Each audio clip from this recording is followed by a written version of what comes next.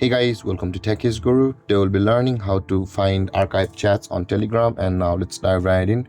Now to find archived chats on Telegram, first open up a Telegram app on your phone.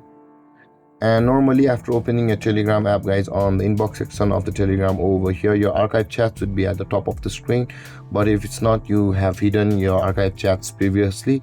Now in order to unhide it, swipe the inbox down a little bit, and you can see, guys, swipe down for archive is appearing at the top of the screen. Swipe it down until this happens where it says the release for archive, and the archive chats will be shown to you over here like this, which was hidden previously, and you will find all of your archive chats over here. Let's do that again. If you scroll down and we come up, guys, you can see the archive chats is hidden again. We will be required to swipe down the entire chat box like this, guys, not just scrolling down like this, but swipe it down, and the swipe down for archive will appear and the release for archive.